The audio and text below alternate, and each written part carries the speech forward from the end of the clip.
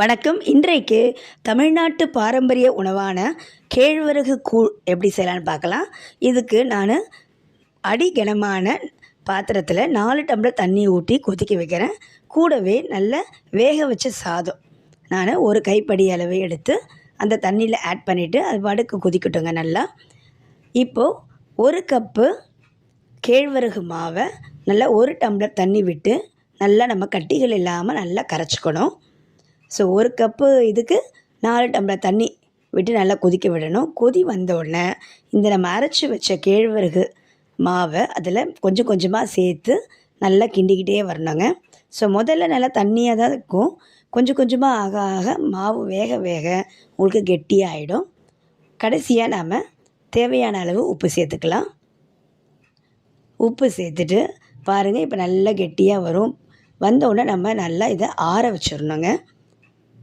பாருங்கள், நல்லா ஒரு 15 to 20 மினிட்ஸ் வேகணும்.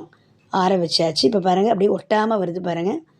ஆற வச்சதுக்கப்புறமா இதில் நமக்கு தேவையான அளவு எடுத்து நான் களிமாலி எடுத்துருக்கேன் பாருங்கள். கரண்டியில் எடுத்து வேறு ஒரு பாத்திரத்தில் விட்டு நம்ம தண்ணி ஊற்றி அதை மூழ்கிற அளவுக்கு தண்ணி ஊற்றி ஒரு 8 மணி நேரம் புளிக்க வச்சிருந்தேங்க.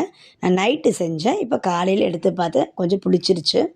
இது கூட எவ்வளோ வேணுமோ நம்ம அவ்வளோ எடுத்துட்டு அதுக்கு ஒரு 2லேருந்து 3 ஸ்பூன் நல்லா தயிரை கடைஞ்சி இந்த ராகி கூழையும் கொஞ்சம் நல்லா கலக்கிட்டு கட்டிகள் இல்லாமல் இது கூட இந்த மோராக நம்ம சேர்த்துடணும். தயிர் நல்லா கடைஞ்சி மோரான ஒன்று தான் நம்ம இது கூட சேர்க்கணுங்க. அவ்வளோதான். உப்பு பத்தலாம் போட்டுக்கலாம். இப்போ நம்ம கொத்தமல்லி தழை போட்டுட்டு இது கூட பச்சை மிளகாய், சின்ன வெங்காயம், மாங்காய். இப்போ மாங்காய் சீசன்னால் நீங்கள் மாங்காவோட மிளகாய்த்தூள் உப்பு போட்டு தொட்டுட்டு சாப்பிட்டா ரொம்ப சுவையாக இருக்குங்க. இந்த வெயிலுக்கு ஏற்ற ராகி கூழ் ரெடி. இதை நீங்கள் ட்ரை பண்ணுங்கள். மறக்காமல் நம்ம சேனலை சப்ஸ்கிரைப் பண்ணுங்கள்.